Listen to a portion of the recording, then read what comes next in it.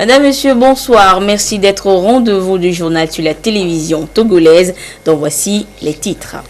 L'Organisation internationale de la francophonie, OIF, veut une uniformisation des actions de tous ses pays membres pour l'atteinte des ODD, Objectifs de développement durable. Et depuis ce matin, les représentants d'une trentaine de pays mettent ensemble leurs différentes idées. Le Togo a de nouvelles communes. Elles sont 116 au total. Une loi votée la semaine dernière par les députés à l'Assemblée nationale. Pourquoi donc? Des précisions dans ce journal. Et puis les députés togolais s'impliqueront davantage dans la consolidation de la paix et de l'état de droit. Ceci grâce à leur adhésion au réseau international des parlementaires pour la paix dont la branche togolaise vient d'être mise en place ce jour.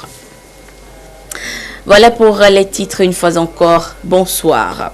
Le président de l'Assemblée nationale d'Ahmad Dramani s'est entretenu cet après-midi avec le président de l'Association internationale des parlementaires pour la paix.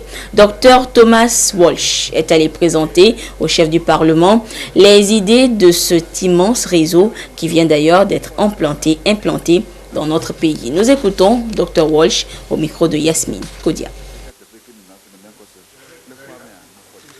We are a delegation from the International Association of Parliamentarians for Peace. Nous sommes la délégation de l'Association internationale des parlementaires pour la paix et nous sommes venus donc rencontrer le président de l'Assemblée nationale du Togo. Avec lui, nous avons expliqué que nous sommes en train en ce moment de faire l'inauguration de l'Association des parlementaires pour la paix dans plusieurs pays. Nous avons déjà 62 pays qui ont lancé l'association. Nous attendons 120 jusqu'à la fin de l'année.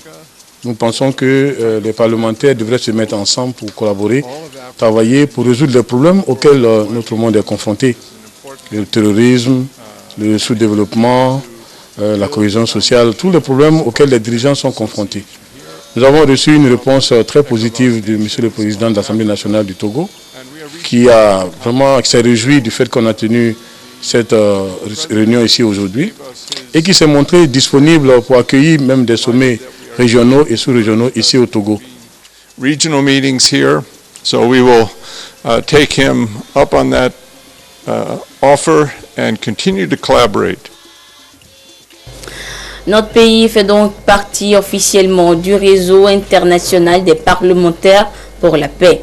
Les activités de la branche togolaise du réseau viennent d'être lancées et ceci pour permettre aux députés togolais d'accompagner le gouvernement dans la consolidation de la paix, de la démocratie et de l'état de droit. Écoutez ça là. Ces actes témoignent de l'engagement des parlementaires togolais à mettre désormais les valeurs de paix dans leur agenda. Le réseau international des parlementaires pour la paix ainsi mis en place au sein de l'Assemblée nationale est une preuve que les 91 députés sont tous favorables à la construction d'un monde de paix basé sur les principes universels. Sa mission, réfléchir sur les actions à entreprendre pour accompagner les communautés et les États dans la résolution des conflits et surtout la préservation de la paix partout où elle est menacée. Nous sommes là pour légiférer et en même temps nous sommes des promoteurs, nous sommes des promoteurs pour la paix au Togo. Notre objectif, promouvoir et de contribuer à la défense des droits de l'homme qui est un facteur essentiel pour la paix et le développement durable. Étant parlementaire, tu es élu pour la nation. L'élu de la nation, partout où tu es, même dans le marché, nous sommes amenés à faire cela. Et je pense que ce qu'il vient de faire aujourd'hui sera, s'il partage pleinement les convictions de cette démarche-là, sera une source de bénédiction pour le Togo. La paix a beaucoup servi ce pays.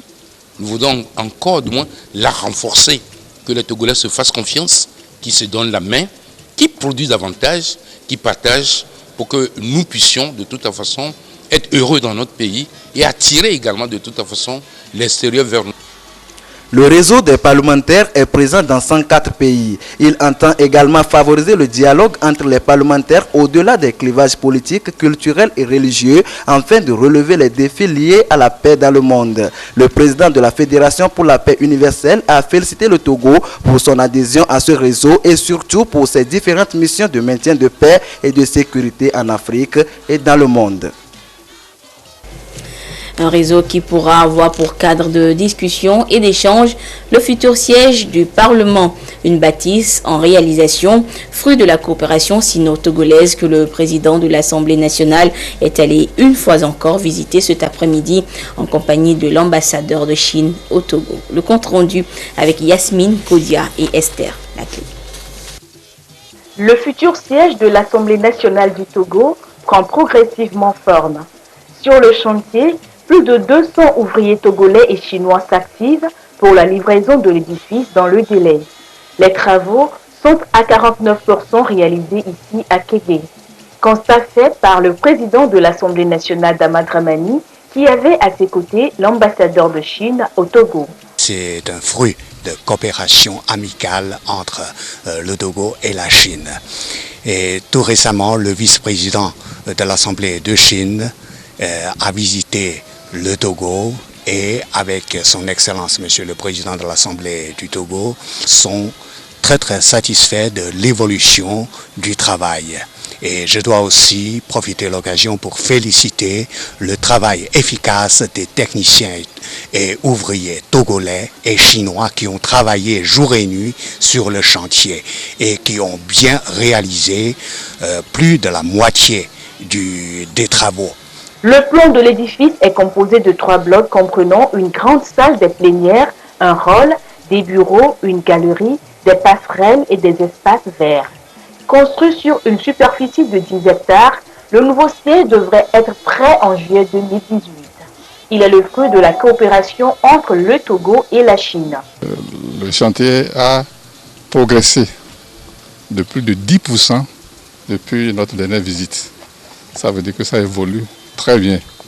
Beaucoup de Togolais ne savent pas encore que c'est la République populaire de Chine qui construit le nouveau siège de l'Assemblée nationale togolaise. Nous avons dit et répété ici que c'est le fruit de la coopération entre notre pays et la Chine. Donc, le gouvernement togolais est parti, effectivement, puisque c'est ça, se construit sur notre sol, c'est au bénéfice de notre Assemblée nationale, mais c'est la République populaire de Chine qui construit le nouveau siège de l'Assemblée nationale togolaise. Nous sommes satisfaits de l'évolution du chantier et nous ne pouvons que remercier les ingénieurs qui travaillent sur le chantier, les ingénieurs aussi bien chinois que togolais qui sont sur le chantier. Nous les remercions et nous les encourageons à continuer à poursuivre afin qu'ils respectent le délai qui est dans le cahier des charges. La construction nécessite environ 10 milliards de francs CFA. Ce déplacement sur le site de construction du nouveau siège de l'Assemblée nationale illustre l'engagement des 2 pays à voir l'ouvrage livré dans le délai. Et en attendant la fin des travaux, les députés à l'Assemblée nationale sont conviés au Palais des Congrès, siège actuel de l'Assemblée nationale, pour la 11e séance plénière de la première session ordinaire de l'année, le vendredi 30 juin 2017 à 9h. Et c'est un communiqué du président de l'Assemblée nationale. Comment amener les pays membres de l'Organisation internationale de la francophonie à une uniformisation et une mutualisation des efforts pour l'atteinte des 17 objectifs de développement durable ODD. C'est le but principal de la rencontre des points focaux venus d'une trentaine de pays membres de l'organisation réunis depuis ce matin à Lomé. Ils auront à échanger pendant 3 jours sur des questions de développement durable répondant valablement aux réalités collectives mais également individuelles des États membres. Les précisions avec Kwasi Glé et Ferdinand Diassoa. La question du développement durable est au cœur des échanges entre les points focaux des pays membres de la francophonie. Une question à la une de cette rencontre internationale qui se veut un espace de partage d'expériences en vue de l'élaboration d'un plan uniforme de développement applicable par tous les pays membres de l'OIF. Les délégués de chacun de ces pays sont venus avec l'état des lieux des fiches de développement durable de leur pays. Et ils vont échanger avec les autres pour voir ce qui est fait dans les différents pays et comment mettre à jour ces indicateurs. Ce sera un outil concret de planification pour les pays représentés. Donc c'est un atelier vraiment pratique de mise à jour de ces fiches et surtout d'échange d'expériences en matière donc de renforcement de capacité sur les indicateurs qui ont été fournis, qui vont permettre à l'OIF de pouvoir aussi mieux organiser son plaidoyer. Pour les différentes parties prenantes, il s'agit d'analyser les réponses aux multiples engagements souscrits par les États, notamment l'agenda 2030 des Nations Unies. Un agenda qui appelle à un développement inclusif des États, une dynamique dans laquelle le Togo s'est déjà engagé. Le gouvernement a engagé un processus d'élaboration de son plan national de développement en vue de consolider les acquis et transformer structurellement son économie. Ce plan, qui intègre les objectifs de développement durable, s'élabore sur une base participative et inclusive, avec toutes les parties prenantes dont les capacités sont renforcées tout au long du processus. Pour ce faire, le gouvernement, avec l'appui de l'Organisation internationale de la francophonie, a œuvré à la formation des acteurs, tant au niveau central et décentralisé, sur la maîtrise des outils systémiques d'analyse de la durabilité et sur la planification régionale axée sur les ODD. Un exercice de priorisation des cibles des ODD a été également conduit dans le cadre de notre plan national de développement en cours d'élaboration pour la période 2018-2022 afin d'intégrer les cibles prioritaires dans la planification nationale. La mise à la disposition de la jeunesse, cible prioritaire des programmes de développement durable, des opportunités de réussite, marque un engagement de l'OIF à accompagner le Togo dans la promotion de l'entrepreneuriat et de l'emploi des jeunes. Pour ce faire, une conférence ministérielle sera organisée au Togo prochainement pour assurer un accompagnement progressif des jeunes dans l'auto-emploi. On en vient maintenant au sujet qui fait l'actualité depuis la semaine dernière dans notre pays, la loi portant création de nouvelles communes au Togo. Elle a été votée vendredi dernier à l'Assemblée nationale et le Togo compte désormais 116 communes au total. Une étape importante pour la décentralisation et les préparatifs des élections locales. On s'intéresse dans cette édition ce soir aux enjeux et défis de la création de ces nouvelles communes dans notre pays. C'est un premier dossier réalisé par Joseph Amégan et Prudence Zinsio. Le processus de décentralisation connaît désormais un tournoi décisif au Togo avec le vote de la loi portant création de nouvelles communes. Une étape importante pour baliser la voie aux élections locales et apporter un transfert de compétences aux collectivités locales. La démarche de la création des nouvelles communes a été élaborée en prenant en compte certains critères, notamment géographiques, démographiques et même économiques. Il s'agit de la localisation spatiale des zones, donc des communes. Il s'agit de tenir compte de la superficie des communes. Il s'agit de tenir compte du relief des zones concernées. Il s'agit même de tenir compte de l'hydrographie. Parce que vous savez, quelquefois, vous avez l'impression que deux points ne sont pas très éloignés, mais pour aller d'un point à un autre, compte tenu des difficultés, soit du point de vue d'hydrographie ou du point de vue du relief, notamment au niveau des montagnes, c'est la croix et la bannière pour arriver au deuxième point. Il s'agit de créer des communes qui doivent être des communes viables. Il ne s'agit pas de créer des communes qui vont fonctionner 1 ou 2 années et puis qui se meurent par manque de moyens. Le Togo dispose donc de 116 communes. Toutes les préfectures se retrouvent au moins avec 2 communes et le Grand Lomé compte 12. Au-delà des enjeux liés à la décentralisation et aux élections locales, les populations seront autonomes dans la gestion des communes. Il y aura également la valorisation des potentialités locales et la création d'emplois aux jeunes. L'État mettra à la disposition de ces communes des moyens techniques et financiers pour un meilleur accompagnement. Chaque préfecture de notre pays doit avoir au minimum 2 communes. Voilà. Et les chefs-lieux des régions économiques du pays, ces chefs-lieux, ces préfectures chefs-lieux ont droit à 4 communes. Bien. Il y a des préfectures qui sont importantes en termes d'étendue et également en termes de population, qui ne sont pas chefs-lieux de région, qui ont aussi 4 communes. Il s'agit de Hao, de Vaud, des Lacs et de Bassar. Ces collectivités territoriales, communes et autres, vont réaliser les activités que l'État avait l'habitude de réaliser. Donc, l'État doit maintenant accepter de transférer à ces communes une partie de ses compétences pour permettre à ces communes de réaliser donc ces activités-là. Le défi consiste en l'organisation des élections locales. Les mairies qui seront issues de ces communes, il faut leur trouver des infrastructures. Il faut appuyer ces communes de personnel de qualité.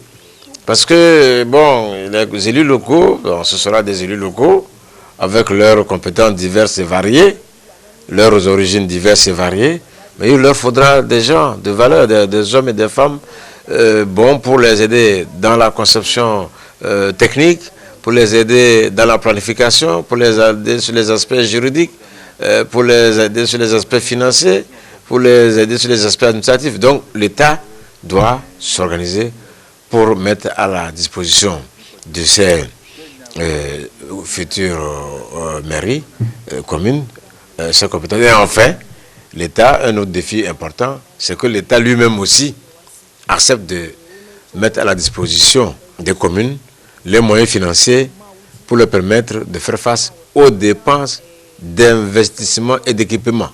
Les élections locales auront lieu au plus tard en décembre 2018, selon le chronogramme établi à l'issue des assises nationales sur la décentralisation tenues en décembre dernier à Lomé. Tous les regards sont donc tournés vers ces échéances électorales qui devront consolider les bases d'une véritable décentralisation au Togo.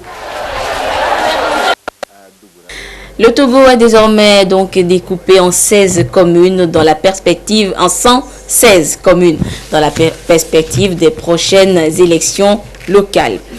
Pour quels résultats dans le développement des communautés, ou plutôt dans quel but ces nouvelles communes ont-elles été créées? Nathalie Panegué nous répond dans le second dossier de cette édition. Le Togo dispose de nouvelles communes depuis le 23 juin 2017. 116 au total. Et les critères ayant favorisé ce nouveau découpage sont la situation géographique, les aspects sociologiques et historiques, les potentialités économiques locales et les aspects démographiques. Un grand pas vers la tenue des élections locales. Ce découpage est bienvenu parce que c'est une préoccupation pour que nous puissions enfin dire que nous pouvons alors disposer de l'espace géographique, parce que c'est ça aussi l'élément fondamental. L'espace géographique qui permet de délimiter les collectivités territoriales et disposer d'un fichier électoral fiable par collectivité territoriale. Parce que la décentralisation, si elle est développement, c'est qu'elle est en même temps une responsabilité citoyenne. Tous les citoyens doivent se sentir concernés et tous les citoyens doivent apporter leur contribution à l'émergence d'une nouvelle société, une société dynamique de travail et de productivité. Donc c'est ce découpage tel que nous l'avons vécu, moi je pense que non seulement ça a tenu compte de la démographie, ça a tenu compte de la géographie, ça a tenu compte également des valeurs culturelles et sociales. La communalisation devient donc une réalité au Togo.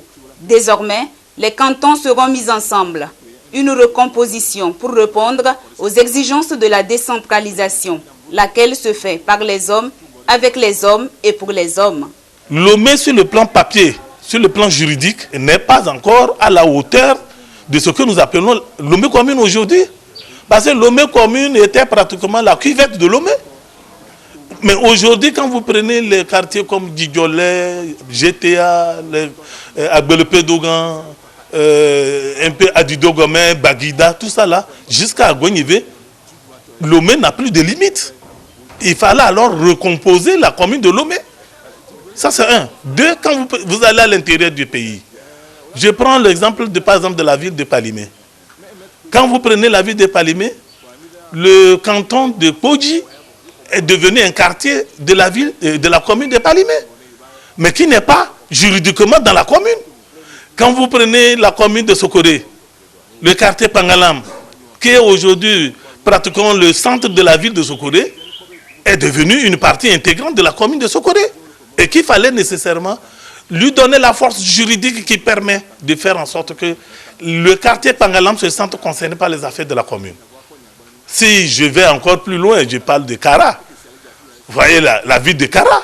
La ville de Kara était pratiquement limitée entre Radio Kara et un peu la préfecture. Mais aujourd'hui, la ville de Kara s'étend même à Kara Sud.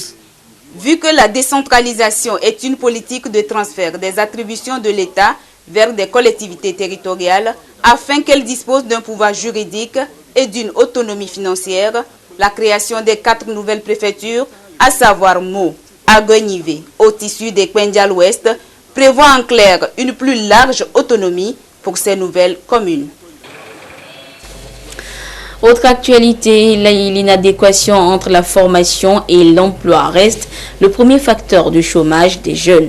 Pour y remédier et permettre aux jeunes en formation de maîtriser les secteurs porteurs d'emploi, une étude sur la situation socio-économique de la jeunesse a été menée. Et pour vulgariser les résultats, l'ANPE était face aux jeunes en formation ou primo-demandeurs d'emploi ce matin à Lomé. Lédé Koussao et Clarisse Atikle pour le compte-rendu. Plus de 70% de la population togolaise avoisine l'âge de 35 ans. Ce qui n'est pas sans difficulté, notamment l'accès à un emploi décent ou stable. Cela est lié souvent au fait que les jeunes résident en milieu rural ou urbain ou encore de leur domaine d'études. Il est question en effet des déterminants à l'insertion professionnelle des jeunes de 15 à 34 ans qui justement fait objet d'études menées par l'Institut de sondage et d'études en statistique et économie. Il s'agit surtout de sensibiliser les jeunes sur les réalités du marché de l'emploi. L'étude a montré que les jeunes qui vivent en milieu rural ont plus de chances d'avoir une insertion réussie par rapport aux jeunes qui vivent en milieu urbain. Et là, ça s'explique également quand on voit les caractéristiques des emplois que nous avons en milieu rural. Ceux qui étudient dans le domaine scientifique, comme mathématiques, informatique, ainsi de suite, ont plus de chances d'avoir une insertion professionnelle réussie par rapport à ceux qui font des études littéraires. La diffusion d'informations relatives au marché de l'emploi demeure un moyen de communication et une priorité pour le gouvernement. Et l'Agence nationale pour l'emploi ANPE a voulu partager les résultats de cette étude avec les acteurs pour une meilleure orientation des jeunes dans les choix des domaines de formation. Cette étude, ça doit permettre de prendre des décisions au niveau du gouvernement et également au niveau de tous les autres acteurs. Je vais parler des parents et des formateurs, des responsables des centres de formation et également ceux qui initient ou bien qui mettent en place les établissements privés de formation. L'étude est menée sur la base des enquêtes sur la transition de l'école vers la vie active. La thématique est également au cœur des actions de la Banque mondiale qui a apporté son appui à cette rencontre d'échange. La Convention 183 de l'Organisation internationale du travail fait référence à la protection de la maternité. Et depuis 2 ans, une étude a été menée sur l'analyse comparative entre les dispositions de cette convention et la pratique dans notre pays. Aujourd'hui, il est question pour les différents acteurs impliqués dans le monde du travail de vulgariser ce document pour le bonheur des travailleurs, mais surtout des travailleurs femmes. Des précisions avec Tabitha Akakpo et Carmen Madji Akakpo. Depuis sa création en 1919, l'Organisation internationale du travail OIT a placé la protection de la maternité au cœur de ses actions. Plusieurs conventions sur la maternité ont été ratifiées pour mieux protéger la mère et son nouveau-né. La dernière a été adoptée en 2000 et est intitulée Convention numéro 183 qui porte sur la prévention de l'exposition à des risques pour la santé et la sécurité des femmes enceintes. Pour donc se conformer aux normes de l'OIT, le Togo a commandité une étude sur l'analyse comparative entre les dispositions de cette nouvelle convention de l'OIT et la législature en matière de protection de la maternité au Togo. L'idée est qu'à la fin, nous ayons une image précise de la situation de la législation et de la pratique au Togo par rapport à ce sujet, ainsi que des recommandations visant à aller de l'avant vers une ratification de la convention numéro 183, le cas échéant. C'est la première étape d'un processus qui permettra l'application effective de cette convention dans le pays et sa ratification, donc l'engagement du pays au niveau international par rapport à cette convention. La protection sociale est une priorité pour le gouvernement togolais. Ce document, une fois validé, permettra au pays de renforcer sa législation sur les questions relatives à la maternité. La loi prévoit qu'une femme qui tombe enceinte et qui rentre pour l'accouchement a droit à son traitement normal comme si elle était toujours en activité et prévoit que la Caisse nationale de sécurité sociale prend en charge une partie et que l'employeur prend en charge l'autre partie. Une autre rencontre de ce genre est prévue la semaine prochaine à Lomé, toujours avec les experts de l'Organisation internationale du travail, pour renforcer les tests en vigueur en matière de protection des travailleurs, principalement les travailleurs domestiques. Les acteurs de la santé venus de 10 pays d'Afrique sont à Lomé depuis hier pour adopter des méthodes communes à travers l'élaboration des plans d'action de lutte contre la résistance aux antimicrobiens. Il s'agit donc de prévenir et maîtriser la résistance à l'aide de l'approche dénommée « Une seule santé ». De quoi s'agit-il? Gérard Lagoudou nous explique. Les antimicrobiens sont principalement utilisés chez les êtres humains et les animaux pour le traitement, le contrôle et la prévention des maladies bactériennes. Certains sont utilisés dans l'industrie agroalimentaire pour stimuler la croissance et augmenter le rendement agricole, ainsi que le traitement d'infections graves, parfois mortelles. Mais ceci ne va pas sans créer des difficultés liées à la santé. Le mauvais usage fait que, par exemple, les gens vont avoir des antibiotiques non prescrits et la façon dont ils vont les prendre ne sera pas la façon rationnelle. Vous connaissez déjà également le phénomène d'antibiotiques qui sont vendus dans les rues. Vous connaissez le phénomène d'antibiotiques qu'on prend et qu'on ne termine jamais. Par exemple, je prends une dose, la dose n'est pas terminée, je passe la moitié de la boîte à ma tante. Donc tout ça, ça contribue. L'usage irrationnel, mais aussi il y a également les faux médicaments. Au manque de diagnostic de laboratoire, on va traiter de façon empirique, sans qu'on sache vraiment à quel antibiotique la bactérie est résistante. Dans l'optique de mieux résister aux antimicrobiens qui pourraient entraîner 10 millions de décès chaque année et une réduction de 2 à 3,5% de produits intérieurs bruts d'ici 2050, des délégations issues du secteur de la santé de 10 pays d'Afrique sont à Lomé afin de définir des stratégies de lutte contre la résistance aux antimicrobiens. Il existe plusieurs familles au sein des microbes. Il existe des bactéries, des virus, des parasites, etc. Mais spécifiquement pour cet atelier, il s'agit des bactéries autres que la tuberculose. Non pas que la tuberculose ne soit pas importante, mais il y a déjà beaucoup de programmes qui prennent en charge la tuberculose. Donc, dans cet atelier, nous parlerons spécifiquement de la résistance aux autres bactéries. Au-delà des 80 participants présents à cette 4e rencontre, le Bureau de l'Organisation mondiale de la santé pour l'Afrique a formé des points focaux nationaux de 34 pays sur 47 dans le domaine de la lutte contre la résistance aux antimicrobiens à l'aide de l'approche Une seule santé qui englobe la santé humaine, animale et environnementale.